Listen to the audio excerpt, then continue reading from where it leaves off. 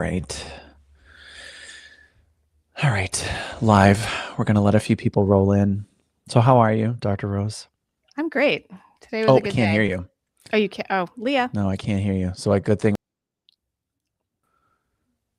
Can speak? Hello? Can you hear me? Nope, can't hear you. Hello, hello. Nope, can't hear you. For those following live, we're just waiting a few minutes for people to join. My colleague in crime. No audio. Can those listening hear Dr. Rose? Oh, so is it just me that can't hear you? Let me make sure it's not a me problem. It's showing up on my end. No, I can't hear you.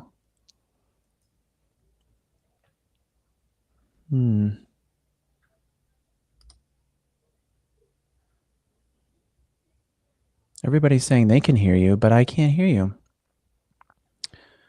Having just a technical issue for those tuning in. I can hear you fine. Let's see, we will figure this out, right, everybody. Hold on. Let's see. Okay. Just bear with us, everybody. We will be back.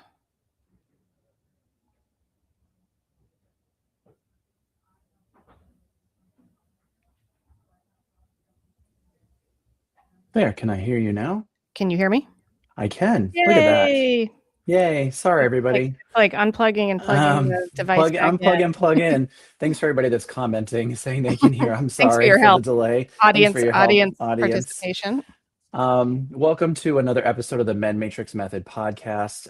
I'm Dr. Colin Renaud. I'm one of the providers here at Med Matrix. I'm joined by my very talented and brilliant colleague, Dr. Sasha Rose.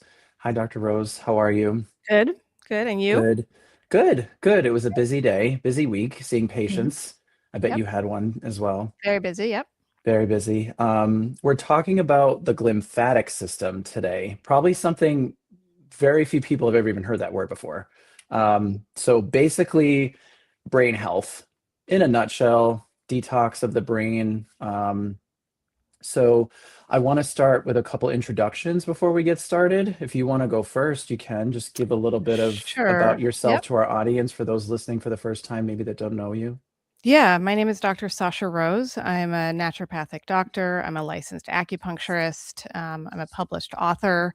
I sit on the Forbes Health Advisory Board, and along with Dr. Renaud, I'm one of the lead providers here at Med Matrix.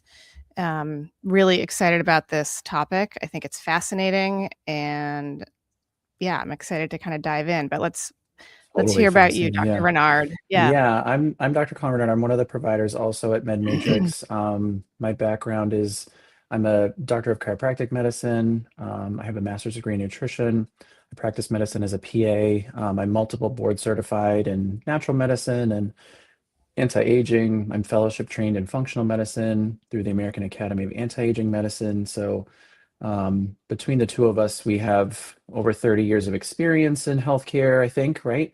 We do. I'm not a published past author. That 20-year mark. Not You're yet. past the 10-year mark. I'm past the 10-year mark. Yeah, I'm not a published author yet, though. So maybe someday. But yeah, for those tuning in, welcome. If you have questions, if you're listening to us live on one of our streaming platforms, either YouTube or Instagram, ask us a question in the comment box. We'd love to answer your questions towards the end of the podcast. We love to hear from people that are listening. I do want to just give a disclaimer. Our podcasts, this podcast and all of our podcasts with the Med Matrix method are for educational purposes only. We are not giving medical advice. Dr. Rose and I are very passionate about educating the masses and our patients. We love talking about health topics. We love talking about wellness trends and health in general, but none of this is medical advice, just as an FYI. But please ask your questions. If you do have them, we'll answer them towards the end of the podcast. So let's dive right in, Dr. Rose. I agree. I think this is a really exciting topic. And as I said, the glymphatic system, if people are looking at that title and they're maybe like, WTF, like, what are they talking about? So Do you want to start us off? What basically is this? What are we talking What about when we what talk is about the it? glymphatic system? Yeah, Right. I have to say I love the word glymphatic. same. So what is the glymphatic system and why does it matter? So essentially it's the way that the brain detoxifies, right? It's the brain's waste clearance system. Really the reason why, most of our listeners have never heard the term glymphatic or glymphatic system is because it was discovered relatively recently. And it's really about kind of the movement of the cerebrospinal fluid through the brain tissue. That movement, that fluidity is really what removes metabolic waste and toxins. And, we have on this podcast in previous episodes discussed the lymphatic system. This is kind of Yeah, the brain's equivalent, right? So really flushing yeah, and um, like the brain's nightly cleaning crew. So essential, right? yeah, totally. And we did a couple months ago, I think it was now, but we did a whole podcast on, I think I did it Yeah. on the importance of sleep and sort of sleep hygiene. And sleep is really essential for this process as we talk about it because sleep really represents the nightly cleaning crew that comes in and cleans your brain.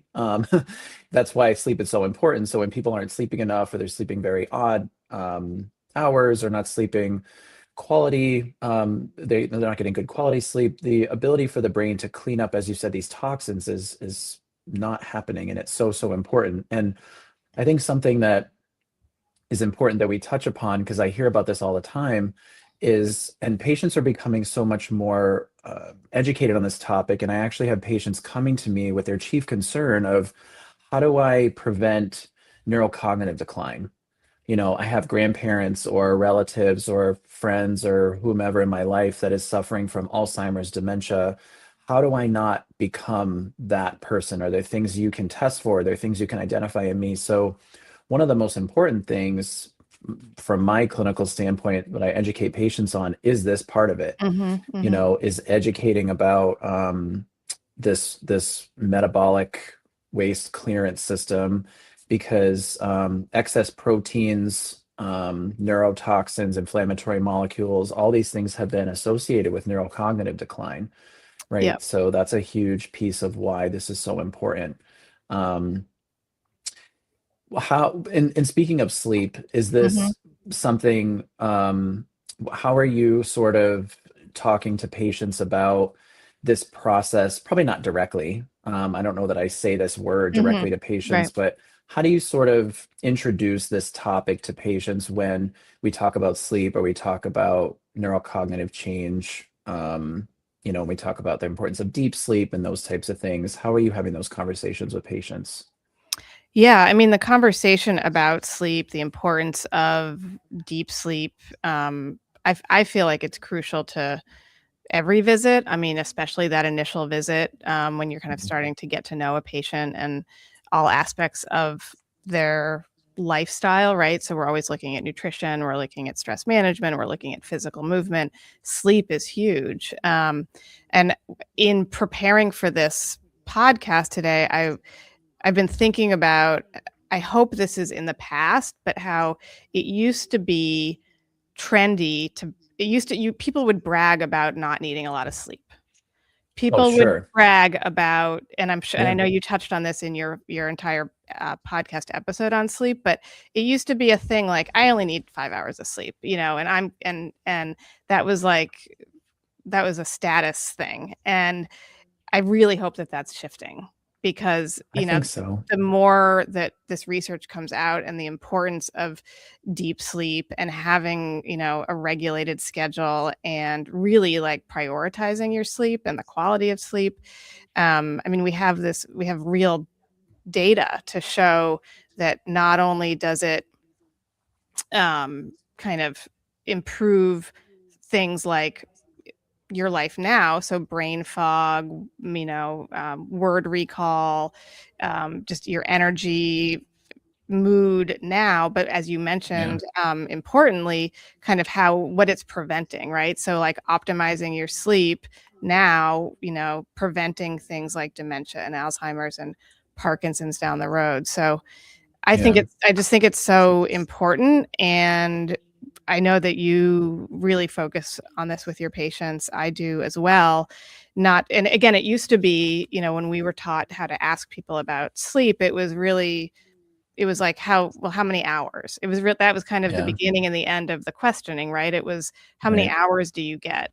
And I'm a big fan of wearables. Like, I have one, my 16-year-old son has one, and it's like, well, not just how long were you asleep, but again, the quality, how much of that was deep sleep, and so quality, not just duration. Yeah. I say all the time when I educate people on sleep, and I think I've said this on the podcast a lot. We're designed as humans to go to bed and wake up at the same time every day. And that's why back in the day, before electricity and sort of modern day conveniences of television and everything that we do in the evening when it's dark, back not so long ago, but Mm-hmm. a few hundred years ago, when it got dark, you went to bed, Right. and then when the sun came up, that's, your cortisol spikes and you wake up in the morning and you follow the sun. So you said very, very perfectly there, with some of the systems of the brain are not working, right? The sort of detox mechanism of the brain is not working due to poor sleep or due to other things. The possible consequences, the brain fog and the memory issues and the headaches and the fatigue and the mood changes. And then the biggest thing is neuroinflammation, really is this inflammatory change in the brain that can lead to a lot of things, not just neurodegenerative disease like Alzheimer's and dementia, but just not feeling optimal. So Yeah. I think it's a really great point. I do the same with patients of, how do you sleep? Are you doing a wearable? Are you dreaming? Are you, waking up 5 times a night? Are you actually waking up rested? So the the sleep mechanism is so important to the health of the brain. And I do agree with you. I think people are coming much more aware of this. And I do think part of the culture has shifted around sleep hygiene. Mm-hmm. I do know, people, especially in the younger generation, Gen Z, I don't even know what generation it is, but there's some statistics I've seen recently that people aren't going out as much. Like Mm-hmm. clubs are less busy, people aren't staying out till 3 a.m. and blah, blah, blah. So because if you have a routine through the week, if you're a 9 to 5 kind of job person, Monday through Friday, you're going out Friday night, Saturday night, up all night, you have to sleep the whole next day. And then it's like your work week is, so I think people Yeah. are becoming much more cognizant of it.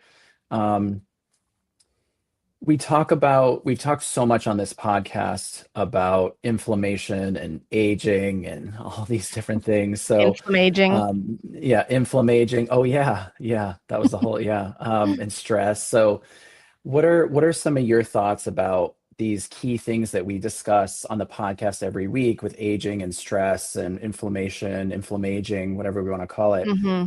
How does this affect our glymphatics? How does this affect brain health in your clinical opinion? Yeah, I mean, I think all of it, right? Aging, stress, inflammation, and it's the causes of inflammation. They Yeah. directly impact the glymphatic system and the glymphatic function. Um, I've heard you say this before, and I know from, well, my own personal experience as being, when I first had children and all my patients who have young children, that's often the stage in life when sleep disruption starts to kind of become more the Mm, norm. And sure. for a lot of younger people before parenthood, for not everybody, but for a lot of people, they kind of take sleep for granted. And then suddenly here you are and you have a newborn and you never really understood the meaning of sleep deprivation before. And now that's your world. And for a lot of I can't say people, I know what that's like, but so you have enough I won't patience where pretend. yes, Yes. you've seen it, right? So,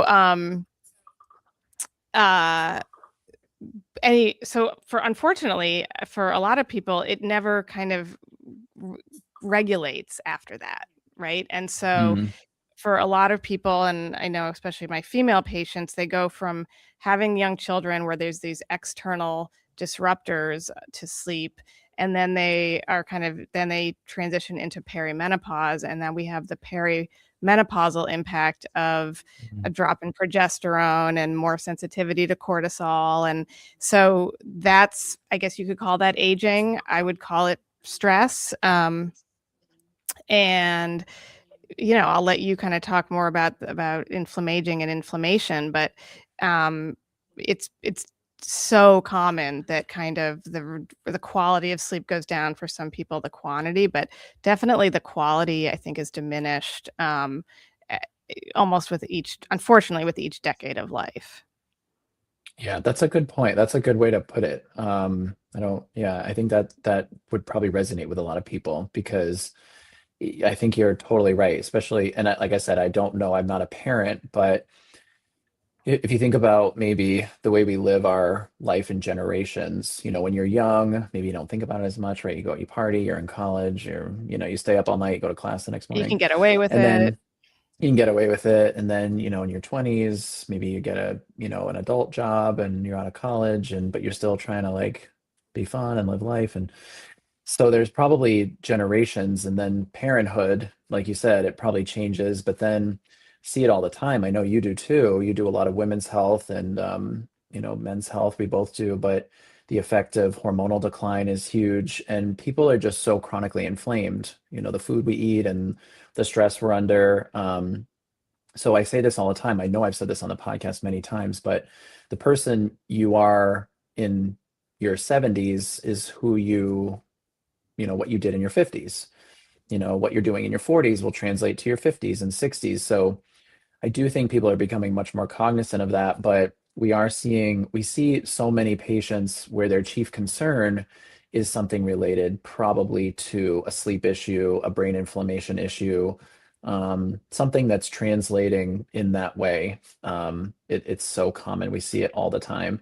And neuroinflammation, I feel as though is getting worse. I don't Mm, know if you mm, see that.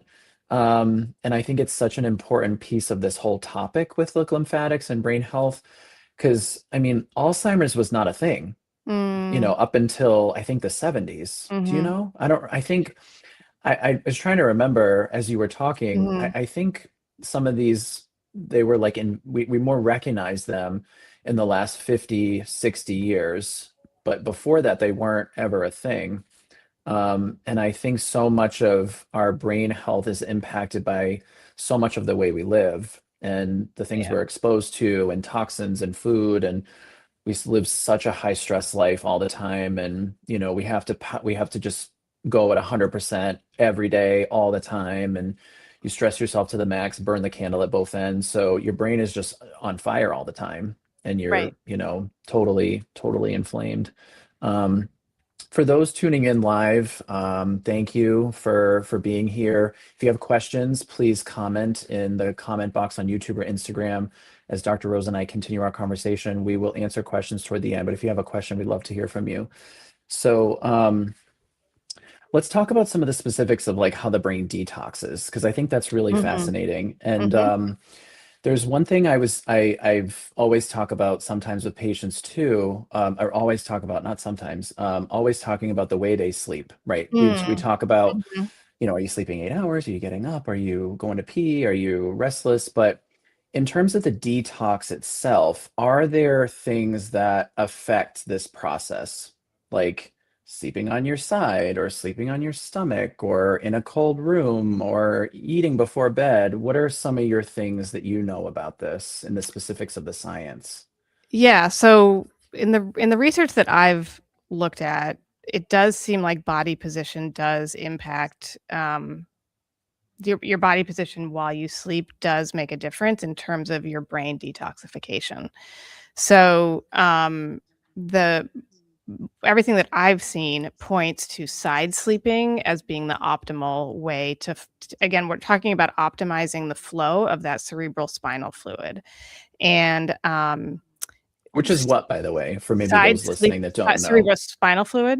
Yeah. It's the fluid that's kind of like, surrounding the brain tissue, and it's really what needs Okay. to have, like, optimal movement And I think of it as flushing. I think of it as like moving out the toxins, kind of Like bathing, plumbing in your detoxifying, house.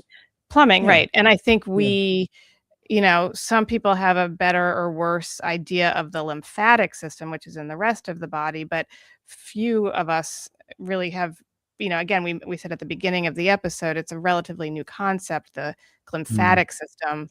Um, but when we talk about detoxifying, it should include the lymphatic system. It should include the brain tissue. And so the idea is that if you sleep on your side, that provides a more optimal flow of the cerebral spinal fluid compared to supine, which is lying flat on your back, face up. And there's often a connection with sleep apnea as well. If somebody has sleep Mm. apnea, and that can be, sleep studies can kind of diagnose that.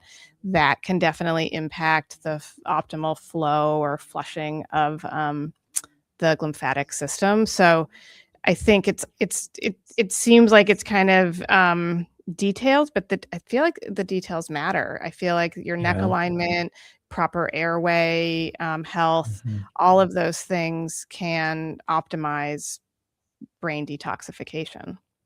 Yeah. Yeah. And um, something like a sleep apnea, I see a lot, especially Mm-hmm. with patients that struggle with obesity or other types of metabolic issues because of weight gain. You can have a obstructive issue on the airway. Um, so it is so important to talk about these things. And sometimes when I have these discussions with patients, it's almost like, why are we talking about this? Mm-hmm. They're just not used to it. Like, why are you asking me how I sleep? And do I sleep on my side? And do I sleep in a cold room? So it is really important. But some of the science, I'm seeing the same thing. Um, and there's such a strong correlation between the way you sleep and just how your body can function optimally. I mean, even with digestion, you're supposed to sleep on the certain side, and there's Mm-hmm. just so many reasons of how, but we can't control it sometimes either, right? If Yeah. you're sleeping, you can't really control how you sleep and where you're moving around. But I think it's so fascinating, and this whole circulation that we're dealing with, and the plumbing of everything. Um, so when we talk about, you talked about cerebral spinal fluid. Um, what what let's dive into that a little bit more. Like what really is that? What is it doing? Why is it important? Why do we need it? Is there we talk about hydration all the time. We've talked Mm-hmm. about hydration Mm-hmm. on the podcast a lot. We've talked about cardiovascular health on the podcast. So um I think this is such an important thing, and circulation is really important. And we've talked about this a lot too with patients that have circulatory issues, or they're more sedentary, they're not as active, they're not getting the calisthenics and not getting moving. So like you said, this cerebral spinal fluid, as I try to explain it to people, is really it's the fluid that surrounds the brain and the spinal column, where all your nerves go to innervate your whole body so you can move around and function. But it's so important as it bathes the brain and hydrates the brain, brings nutrients and brings away waste. And, your hydration plays a huge role in that. So people are chronically Mm-hmm. dehydrated, their electrolytes are low, Yep. they're not moving around all the time. So it just is like snowballs, right? That's Right. kind of how I see it. And so I do think it's so fascinating to really educate people, because they really don't understand this part of it. It's never really been talked about with health in any way. I've asked patients a lot, about their sleep, and I've been told so many times when I talk about it or try to educate them about their sleep habits or the fluid, or some of the other dynamics of sleep, and they're like, I've never had anyone ever ask me about my sleep ever. I'm Right. sure you hear that all the Oh yeah. time. Yep. Yeah. Yep. Yeah. And it's such a Yeah. crazy thing, because it's Right. It's basically how we so function. important. Right. Sleep is Yeah. so important. So I'm curious, with your chiropractic background, like Sure. how do you feel like that informs this conversation, like about sleep position, about the cerebral spinal fluid? Does it Yeah. inform your It conversation with patients? well, it certainly is part of sort of how I educate. I mean, when we talk about just posture, like you said, the way you sleep, what's your neck doing, your airway. Are you shriveled up in a ball when you sleep? Are you sleeping on your stomach? Are you sleeping like on your head? People do some weird things when they sleep. But one of the most important pieces of sleep is really the posture of your upper body. Mm, And postural issues, you sit at a desk all day, right? You're kind of hunched over and your neck's in bad posture. You have all these tight muscles in the upper part of the neck. It can lead to headaches and brain fog and a lot of postural syndromes that a lot of people struggle with because of a lot of remote working these days. And people sit a lot, they drive a lot. It can create what we call like an upper cross syndrome. Basically, it's this posturing over where your shoulders are rounded, your head is forward, and it can disrupt the cerebral spinal flow. There's mm. actually some studies that have been done and some live MRI imaging showing people with these poor postural syndromes and how the blood flow is affected because you have blood flow that goes through the neck. You have all the cerebral spinal fluid in the spinal column. So if there's postural issues, you can really start to cut off that flow. And a lot of people can have herniated discs, the Sure. little cushions that sit in between the bones of your spine, and it can block the flow of fluid. If there's arthritis in there, it can narrow the canal. So if your body is trying to clear Mm-hmm. this fluid, this waste down through your spinal column back into your heart so it can do its waste removal, it can be a problem. And there are some studies. I had a colleague, I have a colleague, um, a, one of the top doctors that has treated neurodegenerative decline, Alzheimer's, dementia, a functional orthopedist and a functional neurologist. And he's done studies on people with Alzheimer's, dementia, ALS, some of these like degenerative, really severe and sad Mm-hmm. degenerative diseases. But basically, they have some sort of postural, they have been shown to have some sort of postural problem where there's a chronic backflow of cerebral spinal fluid in the Mm, brain. So you're not getting rid of this waste and it's just in there okay. forever. Hmm. And there's also the blood flow is restricted. The venous flow, the arterial flow, the blood flow can't come in and give nutrients and come out and take away waste. So it's a very, very interesting topic on how some of these basic things can really affect the health of the brain. It's very fascinating. It is And fascinating. sort of how like neurology really can be a structural problem. Um, so it's really, really cool. Yeah, Yeah. my career has always been in functional and sort of anti-aging medicine. So I haven't done a lot of physical medicine in my career, but I have seen some cases that were pretty cool of colleagues who do this work in physical medicine and rehab medicine to help people with neurodegenerative decline really start to address some of exactly what we're talking about, aiding the brain in detox and Yeah. really supporting vascular flow and some of those things. So it's really, really interesting. Sort of on that topic, when we talk about sort of lifestyle and Mm-hmm. postural things, are there other types of postural, or sorry, are there other types of lifestyle practices or other types of supports that you are seeing or talking about with patients in terms of detox in the brain? Absolutely. Yeah, I mean, there's so many lifestyle practices that lifestyle practices and different therapies, like we just kind of touched on, that really Yeah. do optimize and enhance glymphatic function. I don't think any of our listeners are going to be surprised by any of these because these are things that are going to help all of the body, the whole body, including the Okay. brain, including the cerebral spinal fluid. I mean, this is a holistic medicine for a reason. Yeah. But there's really real things that we can do. We've talked about optimizing sleep, and so that means sleep hygiene. It means the schedule. It means the you mentioned the temperature. The temperature of the room, Yeah. um, the the position, your mattress, your all of that really does make a difference. Alcohol consumption, kind of reducing alcohol consumption in general, but especially at night, that seems to be a direct link there between alcohol consumption and glymphatic function. Regular physical activity, so just the way that kind of we've talked about this before. I hope this is somewhat common knowledge that moving your body detoxifies the whole body. Well, it also detoxifies the glymphatic system. Stress reduction, stress management, various other, again, a lot of the things that detoxify the body, which we've touched on, like sauna, like a, kind of sweating on a regular basis, hydrating, breath work, using those modes of elimination that are built into the body, reducing inflammation. Those are all those things that are benefiting the rest of you are going to benefit the brain and kind of that, neurologic function. So I do think there's so many things that we can do. I think taking care of ourselves in general, but including this lymphatic system, it's not like you do it once and then you're good.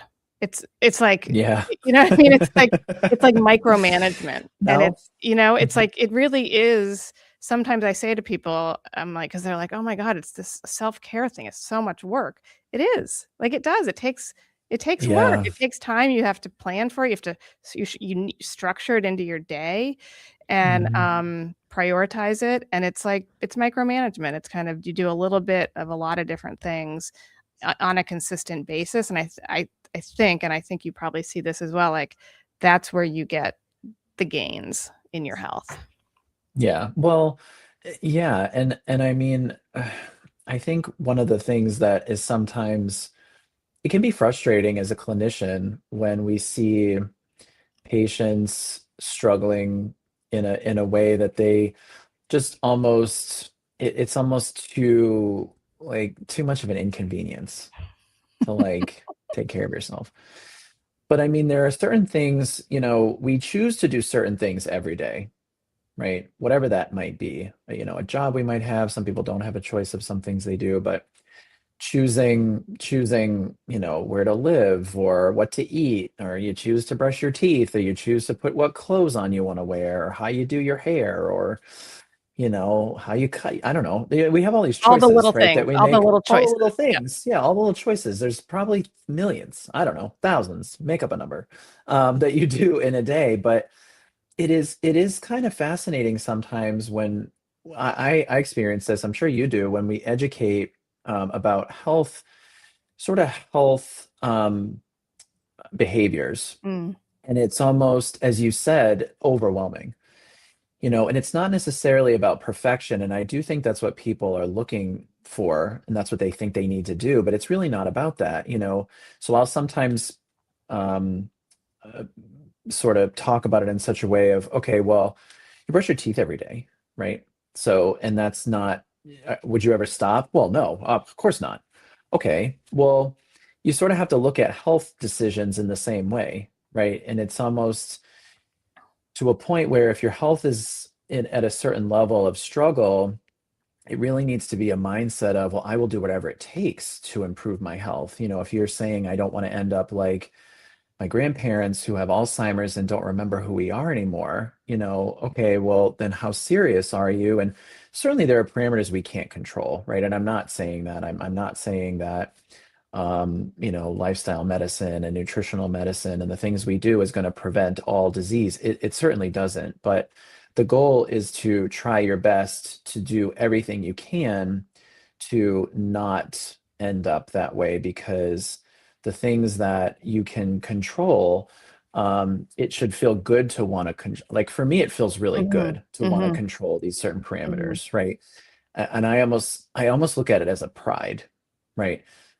I take pride in the way I eat, right? I take pride in the way I live with stress management. I take pride that I take care of myself physically, and I think it shows a level of um, of self-determination, and it shows a self of like a level of self-respect too, Yep. potentially, right? Absolutely. And when I can say I live a certain way, I sleep a certain way. I respect my sleep schedule. I respect my eating schedule because it keeps me healthy. I think that really it can almost elevate you to a Mhm. level that a lot of people aren't doing, and that's why a lot of people are struggling. So I almost try to teach it as like a prideful thing. And I think you said it really beautifully. It's like it takes work. Everything that we do takes work. If you're married, if you're in a relationship, if you have children, if you have a job, there's a certain level of effort. But I think, as we were saying on a few minutes ago, some of these things in life just come without thought, like sleep. In your 20s and Mhm. 30s, maybe you can get away with not sleeping well, so you don't think about it, so you're not proactive about it. But I think that's part of us as functional medicine practitioners, is to teach about proactivity and what it means to do something now that will affect who you become. And I think a lot more people are being more cognizant of that. I hope Absolutely. so. I Yeah. hope so. Yeah. Because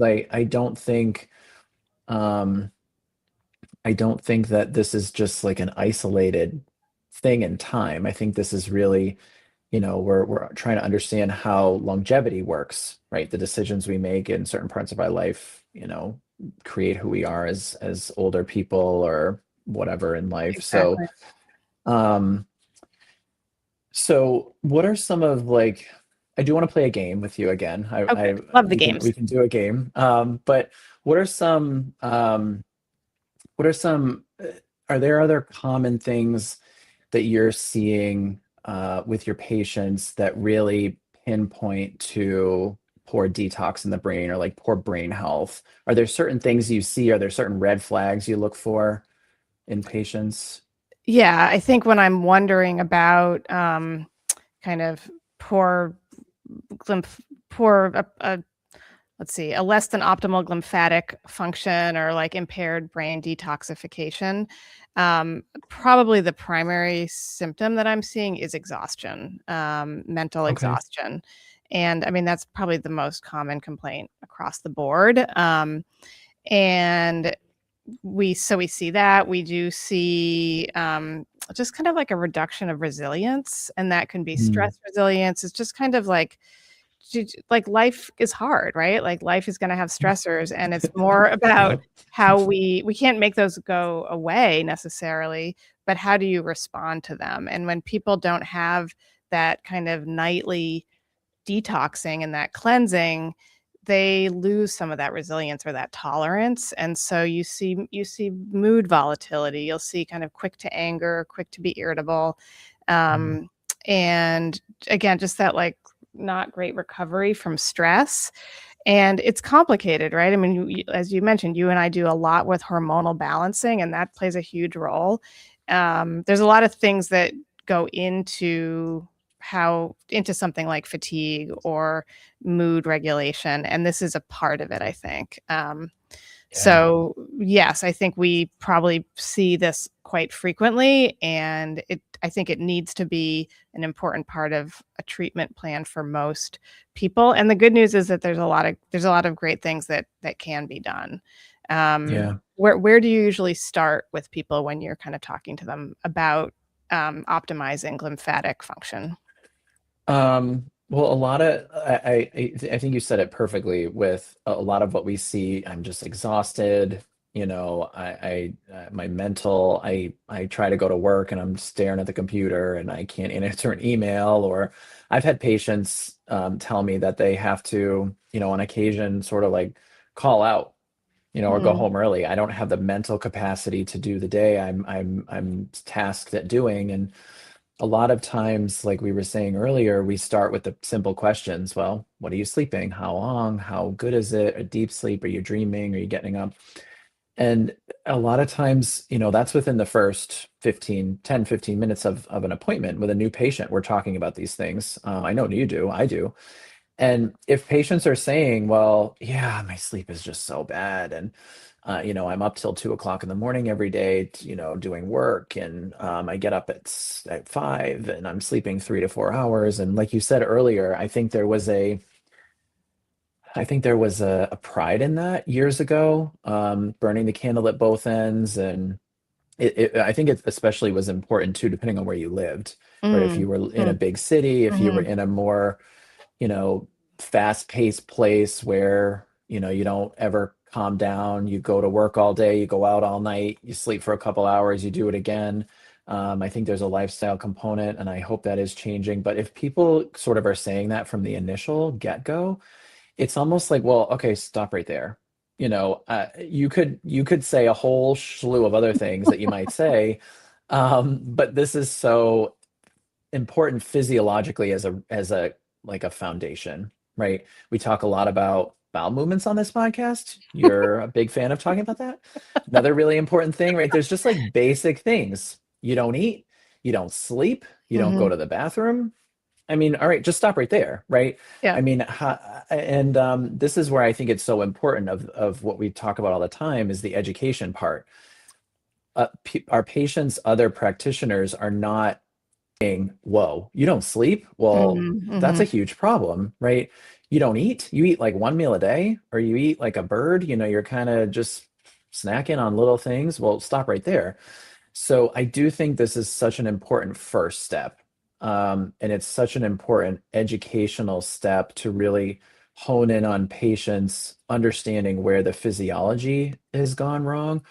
And it's not to shame anyone. That's not the Hmm. point. It's to say this is a huge problem and we need to understand why this is being affected, right? Are you not sleeping because of stress? Are you not sleeping because you're getting up? Are you not sleeping because there's potential hormonal dysfunction, right? We call it the witching hour Hmm. of menopausal women. They wake up at 1 to 3 a.m. every night Yep. because they're going through hormonal change. So how can you get a restful night's sleep if your hormones are changing and you're waking up at 1 o'clock every morning? So there are a lot of parameters, and I think it's our job to, number one, educate. This is such a foundational, important piece of things. And number two, what are the things we need to start looking at to Hmm. really regulate? Because I've said it to people. I'm very honest to say, listen, you have to start improving your sleep. I know you're not going to maybe do it tonight or tomorrow, but we have to work on this because if it's not going to improve, it's going to be very hard to get you better, right? Same thing with nutrition Hmm. or gut health, or it's going to be really hard to get you better if we don't address this. And I think that's a huge piece of what's missing in people's healthcare are some of those basics, including sleep health and sleep detoxification and brain health. And I think that's why people are struggling so much and they struggle to get help. Do you have any other Yeah. thoughts? Yeah, I do. When you were talking about it, I was thinking about the number of my patients who come to me and they're on pharmaceutical sleep aids, things like Oh, sure. trazodone or Ambien, Hmm. and they might be seemingly getting good sleep, but they are exhausted. Like they are still Totally. just feel wasted. And I feel like that, unfortunately, that's often maybe the only tool that a conventional medical provider has, or Mm, the amount of time. And so that's what they've been given is a medication like that. And I feel like our job is to, like, as always, practice root cause medicine, figure out, well, why, yeah. is it a digestive health thing? Are you eating too close to dinner? Is it an alcohol thing? Is it a stress management thing? Is it a hormonal thing? Like, why are you dependent on a medication like this, as opposed to just kind of slapping on a band-aid? And it takes, and as we've said a couple of times now, it does take work, and it's certainly not overnight. But once we can do that and we can get people off of those medications, like the quality of the sleep is better, the energy during the day is better, and like everything has improved for the most part, because it's like we've we've dug deeper, and again, that detoxification is allowed to happen. And um, I just see it. I just see the ripple effect. It's not just that they are getting, really good amount of sleep, but it's the quality and it's how they feel during the day. And I think we're doing a lot of good work preventively, as we mentioned earlier in the podcast, in terms of that kind of like neurodegenerative, preventing those kind of conditions. Right, right. Yeah, I do wanna play a game, Yeah, Dr. let's do Rose, it. if Yep, you're down for a game. always.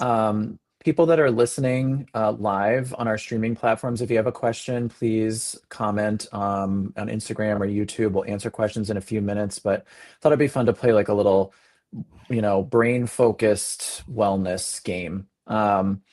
So similar to what we've done before, 0 to 10, your thoughts on how good this thing is, and maybe a quick comment, 0 being the worst, 10 being the best. So the first one is the Mind Diet, if you're familiar, MIND.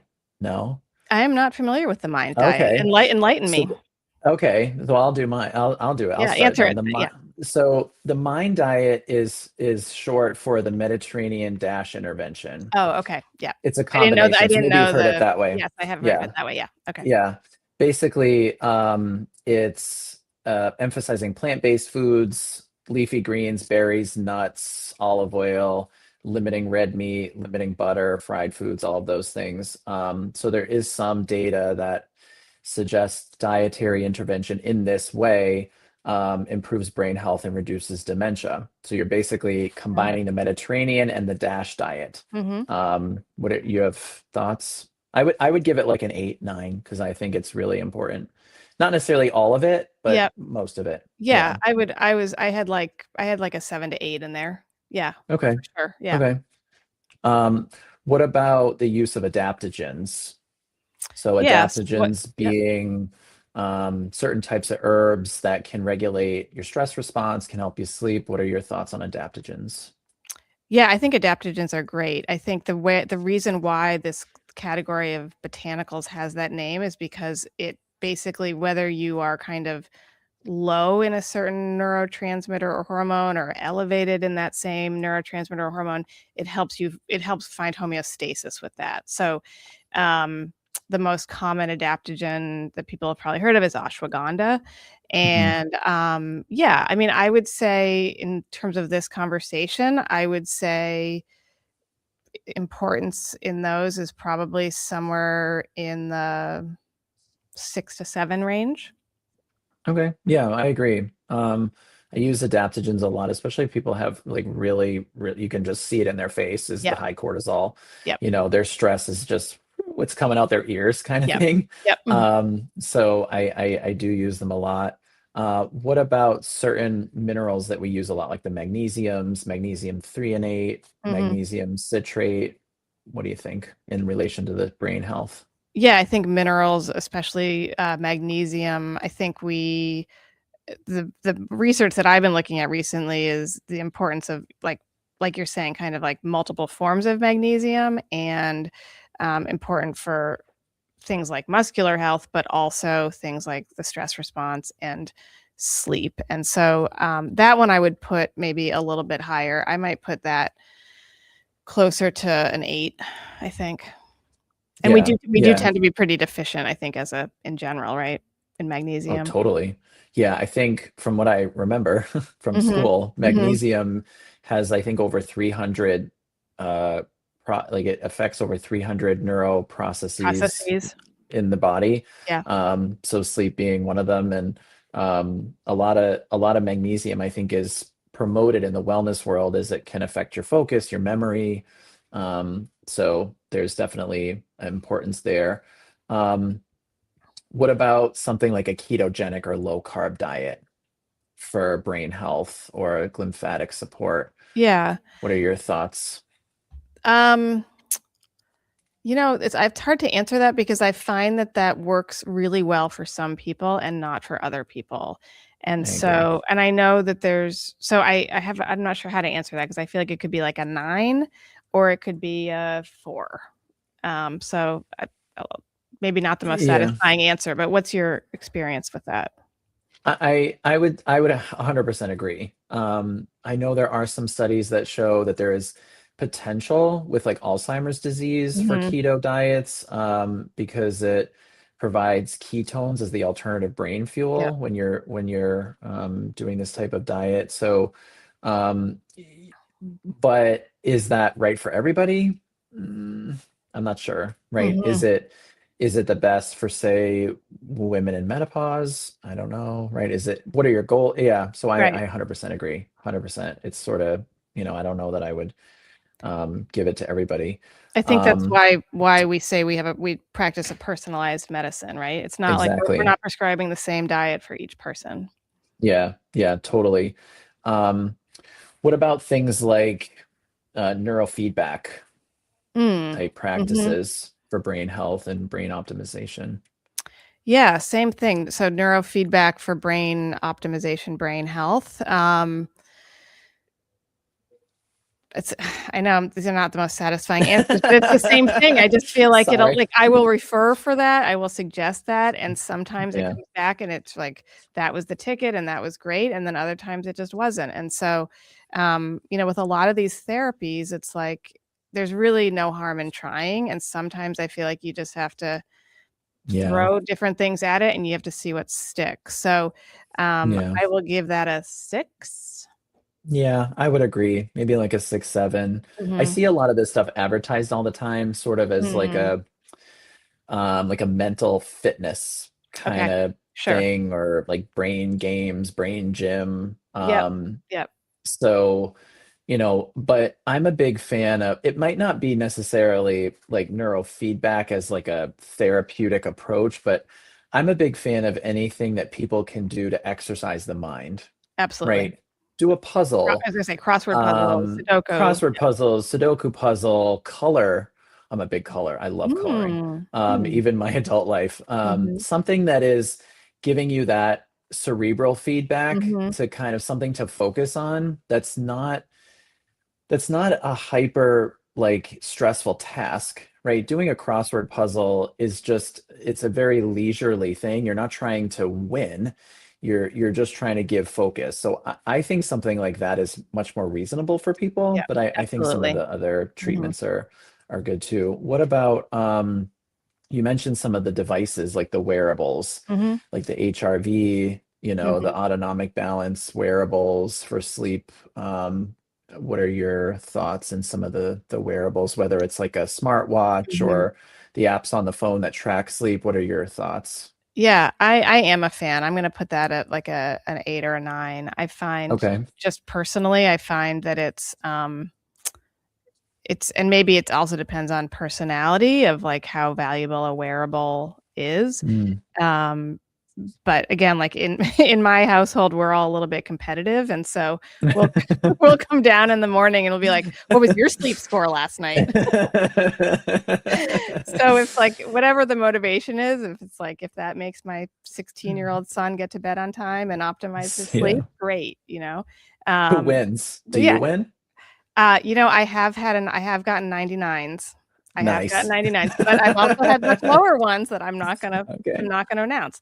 Um, All so right. I think it does have to do with like, just what your kind of personality is like, but I like the feedback. I like the data on Mm. wearables. I like being able to see not just how long I slept, but how many hours of actual deep sleep was there. And so I do recommend it, and I think that, rather than people being like, I thought I was sleeping for 8 hours, but I'm exhausted. Well, if you have that data, you know that it really wasn't the best quality sleep. Yeah.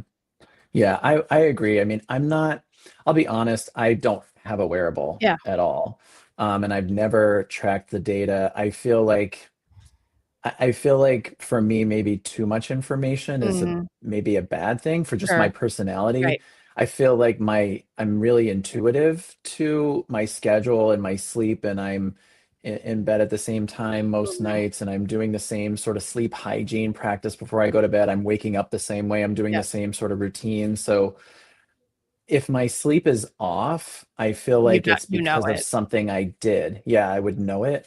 But I think the data is extremely important for people to learn Mhm. about how to be intuitive about sleep and some of these things. So I think it is really cool. I've got a couple more, and then we can answer some questions Sure. from our audience.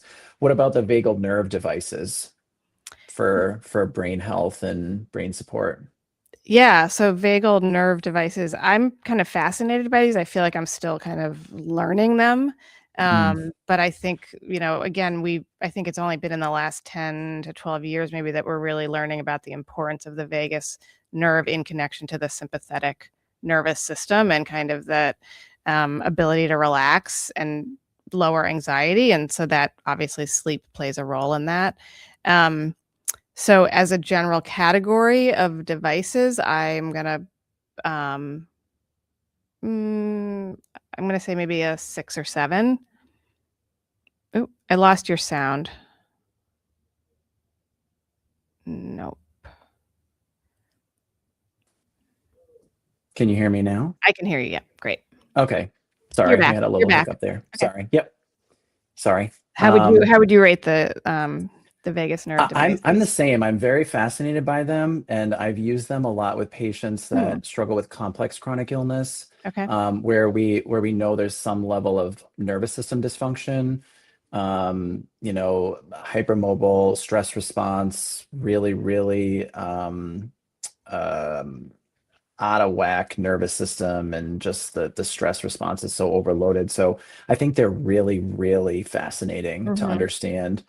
Um, and then the last one is we've talked about it before, but some of like mitochondrial supportive things for the brain health, like NAD Mm-hmm. or NR, some of those things. What are your thoughts in terms of brain health with some of those mitochondrial things that we use? Yeah, so some of the therapies we use to support mitochondrial health and the connection to sleep or to kind of glymphatic Yeah, detoxification, I think they're really important. I yeah, think sometimes it can be hard to quantify, especially because usually people are doing that in addition to some of these lifestyle modifications. Um, but I think that if we really are talking about cellular health and preventive medicine, then yes, I'm going to give those around an 8 probably. yeah, I agree. I use a form of NAD oral cat. Mm, Like, it's not mhm, actual NAD, it's the precursor to mhm, NAD. It's mhm. nicotinamide Yep, riboside, or yep, NR. yep. And it really, when I started taking it, I mean, it was pretty sharp before, but our job is we got to be sharp, Sharp, right? yep, Dr. Rose, we have to be yep. sharp all day. We can't really have a mad cognitive day because we're seeing patients all day. You got to be on it, right? So I'm on it, but ever since I started taking it, it's really, really a major Nice. improvement in terms of just like that word, like, oh, what is Mhm. that? Like, ugh. I don't have as much of that, and I feel like it's affected my even my gym experience. So I do. I'm a big fan of those too. That's great. So let's answer some questions as we wrap up today's episode. We have quite a few questions. Thank you guys. If you have a question, feel free to ask it in the last few minutes as we wrap up our episode. The first question, um, my husband had a Chiari malformation decompression surgery with a cadaver sling installed 10 years ago. Recently, I became concerned that his cerebral spinal flow may still be disrupted. Suggestions. This is very interesting. Hmm. Um, so for those that might not understand what this is, a Chiari malformation is basically a part of the brain that herniates or sort of falls below the base of the skull. Um, and while unfortunately for this listener, we can't offer medical advice, but this kind of relates back to the what I was talking about earlier, is some of these Chiari malformations can cause and have been shown in the literature to be associated with some of the neurodegenerative decline, because the brain sitting too low in the skull prevents that cerebral spinal fluid from coming out. So you're getting a backflow. So I don't have any suggestions about what could be done, but maybe if there is concern, maybe seeing another type of provider, or someone that's specializing in brain health. Maybe they need special imaging to understand the cerebral spinal fluid, because you can do that now. You can do live Mhm. MRI studies and look Mhm. at cerebral spinal fluid. It's really cool. Do you have any thoughts, Dr. Rose? No, I think this is I really would agree interesting. with you. It is an interesting situation. I mean, I would say Yeah. without us being able to provide any specific medical advice, that everything that we've touched on today would probably somewhat apply, right? Just kind of Yeah. optimizing other Optimizing. given the situation, just optimizing health and brain health in general Yeah. can only help. And Only I would, help. yeah, and I think a referral to a specialist would probably make sense. Yeah, yeah. If you have a suspicion, just keep asking questions. I think that's always best. That's a good way What to is put it. the impact of alcohol? Yeah, I think you touched upon this. What is the impact of Yeah, alcohol? What are your yeah, I did touch thoughts upon that. on I mean, this and sleep? there's definitely a direct connection between alcohol consumption, especially later in the evening, obviously the amount of alcohol and how that impacts sleep quality, sleep duration. Hmm. So yes, like the question is, what is the impact of alcohol, light use and heavier? Obviously, if you're going to consume it all, lighter is better. And, Hmm. um, earlier in the day is better in terms of its impact on sleep. Yeah, I agree. Alcohol is a known carcinogen, number one, causes cancer, and it directly affects sleep significantly. I did skip a question. I'm sorry. There's a question before this one. How do you deal with visceral fat? A little bit of a different topic, not necessarily what we're talking about, but I'm not overweight. How do you deal with visceral fat? Alcohol. That's a big thing. That drives visceral fat. Mhm. Blood sugar regularity, not eating the right food, lack of physical activity. Any other things you think of? Yeah, I mean, all of the above. Everything that we've talked about, it is kind of a somewhat different topic, but everything that we Yeah, have talked about in terms of, moving your body, lowering kind of processed foods, inflammation. inflammation, um, all of that is gonna, and as Dr. Renaud mentioned, kind of lowering insulin resistance, that is all gonna contribute to lowering visceral fat. Yeah. Um, you keep asking if you are dreaming.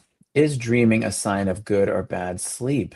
This is a great question. I didn't really touch upon this. So dreaming, when you have good sleep, you're supposed to have a certain amount of deep sleep every night.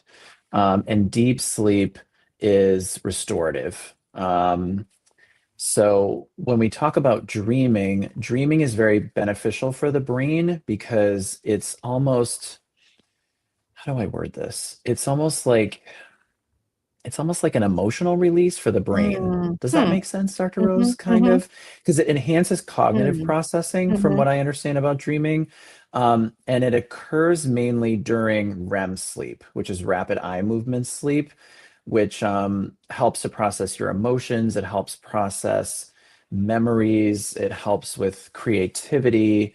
I'm trying to think. And is there anything else that you know about dreaming? It is a very good thing. Yes. If you don't dream, it doesn't mean you're having bad sleep, though. Right. But dreaming can be very good. Yeah. Yes. I mean, I know just from a psychological perspective that dreaming it's just a really healthy way to kind of process. Yeah, And that's my understanding. yeah, and so if you don't have that REM sleep, you're kind of missing out on that aspect of emotional or psychological health. Uh, Yeah. yeah. Yeah, I think that's a good way to put it. Yeah. Another question from Instagram. How do I get body cleanse? I have poor gut health on inflammation. A little bit of a, how do I get body cleanse? How do I cleanse the body? I have poor gut health and inflammation. I think that's what they're trying to say. Okay. So you talked a lot about this, Dr. Rose, with Yep. some of the things you do, exercise and proper hydration, the Mhm. use of Yep. saunas. If there's a gut health issue, that's a whole nother podcast. We've done podcasts on gut health. That could be a whole slew of Mhm. things. Do you have Yep. anything else to say? Nope, Yeah. I'm not quite sure if they're asking Yeah. about body cleanse Yeah. versus brain cleanse, I think, yes, everything that we've already talked about in terms of detoxifying, cleansing, um, I think we have talked on this podcast before about the importance of gut health. It certainly does Yeah. relate to brain health as well. It relates to the whole body. So, um, all of these principles apply, I would say, across the board in terms of Totally. optimizing gut health, lowering inflammation. Um, Yeah. yeah. Yeah. Next question. How about mushrooms? Not the psychedelics. Which ones are better for what? What are your thoughts on mushrooms? I feel like this is kind of a big question. A little bit. So I guess if I had to just do it in a quick answer, I would say, there is a lot of research on different mushrooms for immune health, immune support, cancer prevention, and so yeah, I guess I feel like it's kind of a big question. I'm not really sure It's a big topic. how to Yeah. tackle that quickly. Yeah, I mean, there are some studies about the use of mushrooms in like the potential of neuroplasticity and emotional processing. Um, but it's hard to say with specifics on it's a very broad topic. Another question, do stem cells help? Stem cells, I'm not sure in what regard we're talking about stem cells. Do they help with sleep? Do they help with neurocognitive? I don't know really what the viewer is asking. So I'm sorry, I don't know how to answer that question about stem cells. So um, another question about comparing the wearables, watch versus the ring, cost effectiveness, looking to track sleep. You're the wearable queen in your I house. Do wouldn't you I have a wouldn't say I'm the preference? queen on the wearables, but Do I you have a really think it's preference? Like what a I think it's what you're looking for. Like, are you, like I use my watch for tracking sleep and a bunch of other health metrics. I use it to kind of track my workouts, my, exercise, um, everything from, all of it, heart rate and everything else. So I like the watch for that, but I do think that I think the Aura Ring does provide a lot of those metrics as well. So I think you have to really just kind of do a comparison and see what's important to you, what you're looking for in your device, and yeah. and I mean, in a great way, there's a lot of options right now. So it looks like this person's looking to track sleep, steps, and I'm not sure what you mean by stress. I guess I'm not sure what you mean by stress. But a lot. I think most of the devices at this point are gonna Do all of it. do all of it. Yeah, yeah. Yeah. Yeah. I mean, mine. I mean, Um, mine even tells me like it's time to take some deep breaths. So maybe that's a stress or it's time to management get tool. up. Yep, Yeah. it's time Oh, to get time to up, time to stand. stand Yep. up. Time to Yeah, stand. Yep. time to stand. Hmm. What about cannabis? I use a high CBN vape. Um, I have a very hard time. I know the research is positive about cannabis in some regard. I have a very hard time with cannabis sometimes because we do have research that shows it negatively affects the brain. Mm. Like Cannabis long-term can, use. Long-term yeah, use. Yeah. long-term use of cannabis can shrink your brain cells. So it's hard for me to, I know there's some, research that shows it is positive for sleep aid, but there is some long-term issues. So it's hard for me to say. I can't in Hmm. good faith often recommend sleep. That for sleep, I feel like it needs to be more and not just here you go, cannabis, and that's it. I feel like that's not a good answer. Do you have I anything would else agree. you, I think sometimes yeah. in the short term it can help people, but when it becomes a dependency, then I feel like we're not really changing the paradigm and it's still somewhat band-aid medicine. It is a more natural tool, but to be used maybe sparingly rather than relying on it every night. Yeah. Yeah. There's a couple questions in here about ADHD from a listener. Permanent damage from, talking about stimulants and effects. You talked about that a little bit. Psychedelics can affect us. People with ADHD, is there permanent damage to using stimulants? So you talked about this a little bit where, some of the conventional medical model of healthcare with sleep is just giving medication to aid in sleep, or if people have issues with staying alert or focused, Mhm. it's giving stimulants.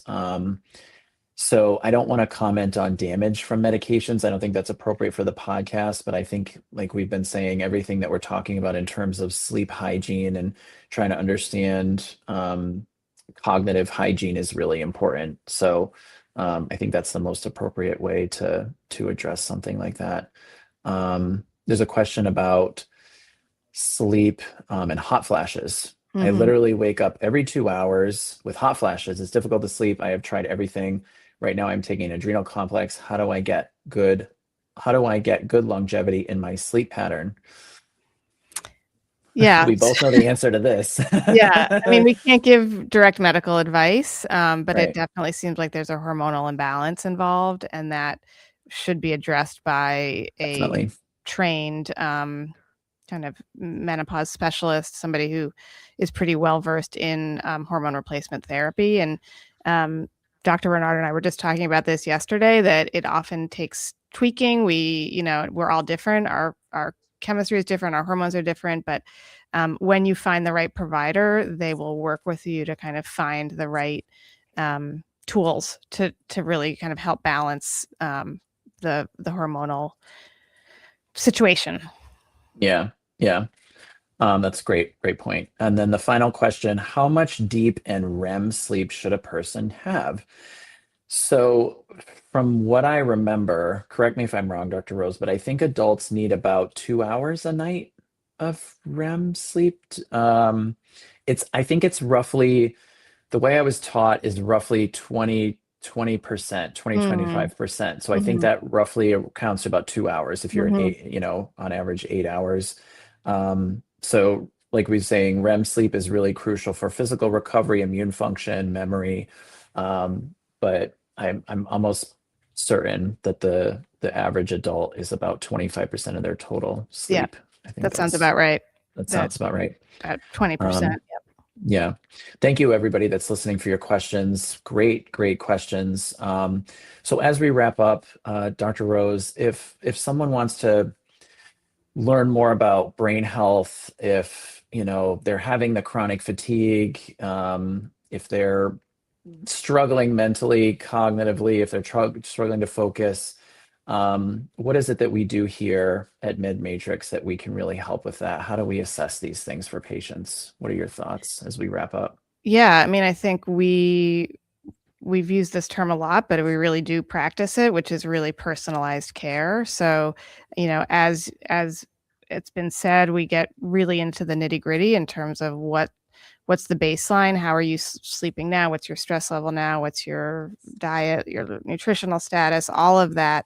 We do a very comprehensive set of initial blood work, and so it's not a one size fits all, and we really kind of try to treat you as the individual that you are, and our toolbox is immense. And so Hmm. whether that is, really focusing on education and modifying lifestyle, whether it's using certain therapies, peptide therapies, hormone replacement therapy, all of, nutraceuticals, we mentioned the adaptogens, all of those are great tools, but again, it's not the same for each person. So um, that's really, I think, what we where we shine. And yeah, I just think it's really important that if there's one take home message tonight, I think it's like the importance of sleep. It's not just rest. It's really like when the brain detoxifies, and so it's Yeah. such a crucial part of that 24-hour cycle. Yeah. I mean, I think you said it perfectly. It's like your brain doesn't clean itself when you're awake. Hmm So you need your brain to do its washing, during deep sleep, healthy circulation, protecting the glymphatic system is one of the most powerful ways to protect, your mind and the future of your mind. So I thought this was an excellent discussion. We had some great questions. This was a lot of fun. It's a lot of fun to talk about brain health as part of our practice here at MedMatrix. So for those listening, if you're interested in becoming a patient with our practice at MedMatrix, you can go to our website, medmatrixusa.com. You must be a resident of Maine or New Hampshire currently. Dr. Rose and I are both clinicians in the practice. We have other very talented clinicians that we work with every day that see patients. So if you are interested, go to our website. It was great to see you, Dr. Rose, for another Always, always, Dr. episode Renaud. of the Med Matrix Method podcast. For those listening, stream live when we do podcasts. You can find our schedule on our Instagram and on our website. Also, if you want to like and subscribe in your major podcast platforms, Apple, Spotify, you can find our podcast there. Thank you all for listening to this episode of the Med Matrix Method. We'll see you on the next one. Thank you.